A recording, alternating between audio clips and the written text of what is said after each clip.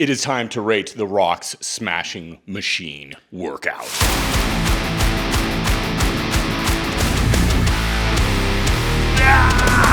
The Rock has had a long career, and I feel like in the Smashing Machine, he is bigger than ever. He is, and he has to be in order to play wrestler Mark Kerr, who was one of the early pioneers in mixed martial arts. It was a scary thing. People didn't quite understand it. It looked from the outside extremely violent, very dangerous, but it left him with a lot of physical problems. And speaking of physical problems, we're doing legs today, and it seems like it's a pretty intense one. So we're gonna do it, we're gonna rate it, and we're gonna see really what it takes to become a smashing machine. And hopefully we don't walk away with this with a host of physical problems. We'll try our best. Yeah.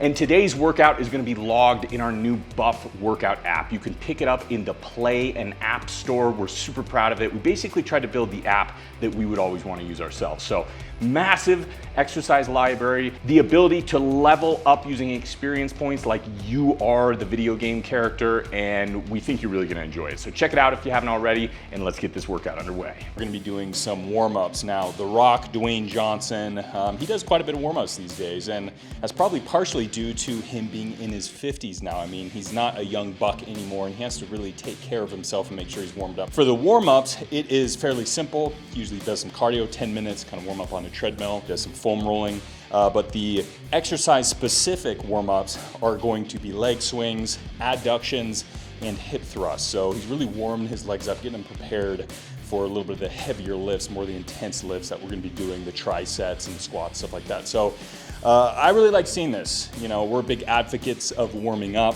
It is, you know, all about injury prevention. And I think with Dwayne Johnson, he was a football player, he was a wrestler. I mean, I'm kind of shocked that he has not had a lot more injuries than he does, because with football, a lot of knee injuries, shoulder injuries. With wrestling, I mean, you beat yourself up, and that's probably exactly why he does so many warm-ups and is trying to take care of his joints now. A lot of miles on those joints, and I'm starting to feel you, Dwayne. You know, I'm in my 40s now, so these warm-ups are feeling good before the workout.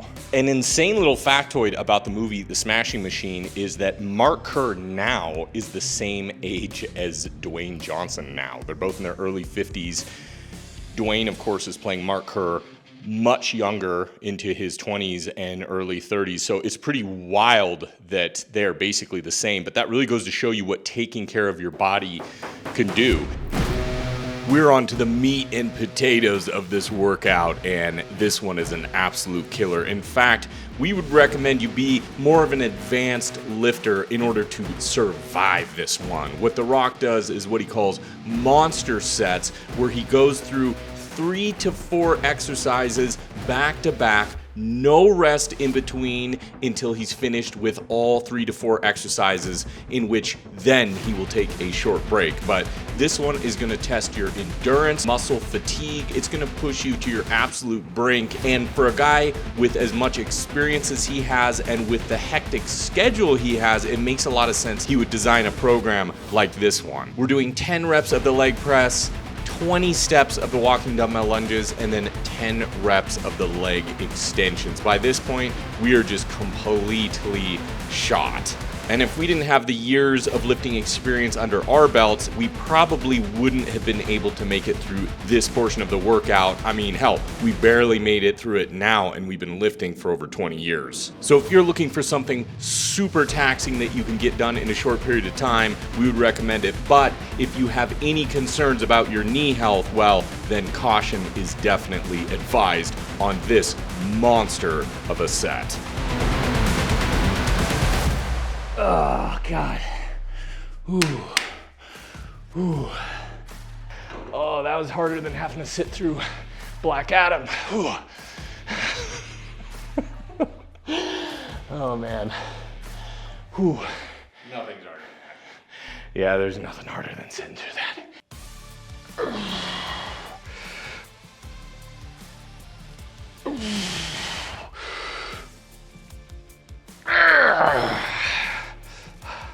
Feel a little competition here because I gotta call him out a little bit. This is we rate The Rock's workout, and he wasn't exactly going to depth on his squats. We kicked The Rock's ass in squats. So that gave us that little jolt at competition. That gave the discount John Cena and Triple H some incentive. Range of motion is a subject I feel like gets talked about quite a bit in the whole fitness realm, and full range of motion is you get the most bang for your buck, the most benefit, which obviously I would agree with, because you're taking a muscle through its full range of motion from complete stretch to complete contraction. So obviously doing that, you're gonna get a lot of benefits from that. But is it necessary all the time? And not really. I mean, if you're overly tight, or if you're doing a shorter range of motion to focus on a particular movement or feeling it in a certain area, like if you do more partial squats, you're gonna feel a little bit more in your quads because you're not going full depth to allow the hips and to allow the glutes to really fire up. If you're doing partials, you feel a lot more in those quads because you get a little bit more of that knee flexion. That's kind of more the focus rather than that full hip flexion and extension there. So, you know, you can give people a little bit of a hard time for doing shorter range of motions, and there's a wrong way to do it for some people, but there's also a right way to do it. And I think, you know, giving The Rock some credit, he's been working out for a long time. He's either really tired and he knows he wouldn't be able to do a full range of motion squat without, you know, being able to get back up into the top position, or he's just kind of pumping those muscles, get that blood flow in there, get those quads pumped up even more. So that's what I'm gonna be doing right now. A little bit more of the partials, seeing how that feels. There we go. And we were talking about in the beginning, you know, Dwayne Johnson, he's not a spring chicken anymore. You know, he's getting in his 50s now. He might feel a little bit tighter. I feel a little bit in those joints, and doing a little bit shorter range of motion is sometimes helpful. You still get the exercise done, but you know, you might not be able to move like you did when you were younger. Doing these right now still felt good. Still getting that hip action, knees, pumping it up, feeling those muscles. So one way you could say, always get the full range of motion, but that's not always the case. There we go. Ugh. And I noticed The Rock had some trouble racking on his last set, so I tried to replicate that myself to just get that full Rock experience. He goes by Dwayne now. Oh, that's true. I'm sorry. When he's Oscar baiting, he goes by Dwayne. When he's audience baiting, he goes by The Rock.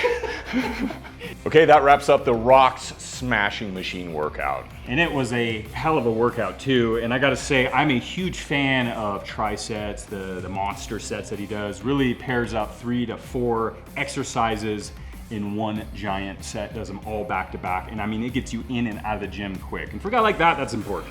It is. His schedule is insane. I don't even know how he does it. And I know a lot of focus on the fitness side of The Rock can be towards like what supplements he's using, this and that. This wasn't really so much about that. This was just about the workout. And I gotta say, I love The Rock's old school gritty appeal. He kind of comes across as that kind of guy, the kind of music he likes, the kind of workouts he does. It's more of the OG stuff, man, and we are the biggest fans of that. So this workout gets a thumbs up for me for that reason. Oh yeah, same here.